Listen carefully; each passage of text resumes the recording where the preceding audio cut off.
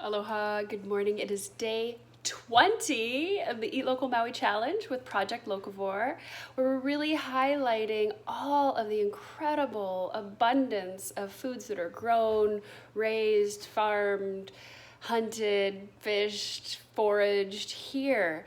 I have to say that I feel like I could really do this challenge in most places given connection to community, because there are truly an amazing amount of foods, wild foods, foods that you can hunt, foods that can be farmed in places around the globe. So for those of you who are watching that aren't in Hawaii, I really want you to think about connecting the dots to these local food systems that might not be super strong where you live, or they might be, and tapping into those and just strengthening those, because this is really what this is all about. So day 20, I'm so excited. It's really been a delicious adventure.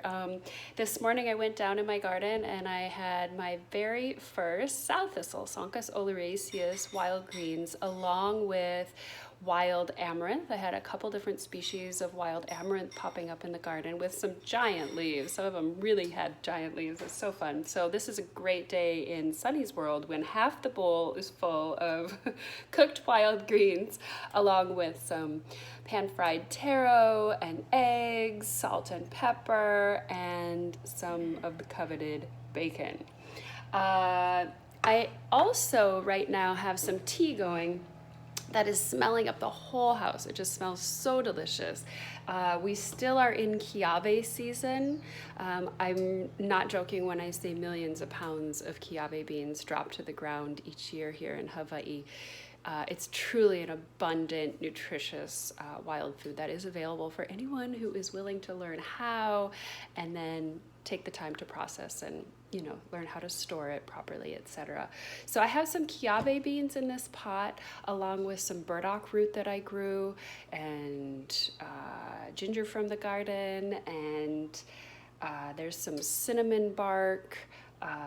So because these are roots and the kiawe beans, this is going to be just like this slow simmer all day long, and it smells so good. I have another food project going this morning also, just in being down in the garden.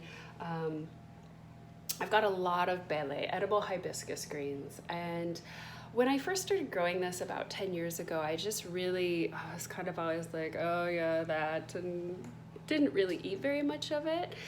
And I've really come to love and appreciate it.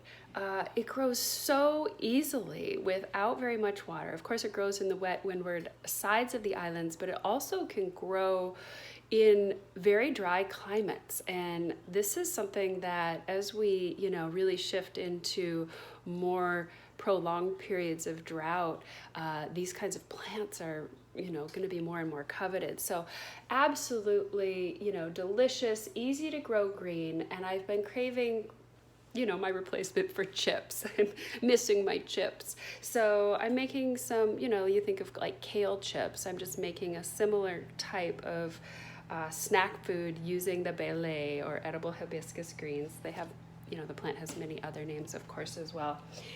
In my food processor, I blended some macadamia nuts, onion, garlic, lime juice, carrots, turmeric powder, roasted tomatoes, vinegar, and olive oil.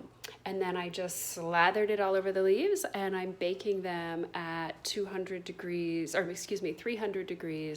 until they're done. And they're really coming out nicely. Oh yeah, those ones are done. All right, so it's getting to be towards the end of the day, and I had my salty, crunchy craving fulfilled, and now I am having a sweet craving. I'm going to take some avocados. I have a tree that just is producing so abundantly right now, so I'm taking a couple of avocados, and I'm gonna make an avocado mousse. It's something that gets blended up in the food processor and then refrigerated. So to the avocados, I'm adding some beautiful oranges and some persimmons and some cacao powder. This is kiawe nectar or kiawe molasses. I just take a kiawe tea and just keep boiling it down and down and down. And there's nothing else added to it, and it's just really super intense, and there's you know, a lot of sweetness there. So I'm also going to be adding coconut milk as well as some vanilla, and yeah, we'll see how it goes.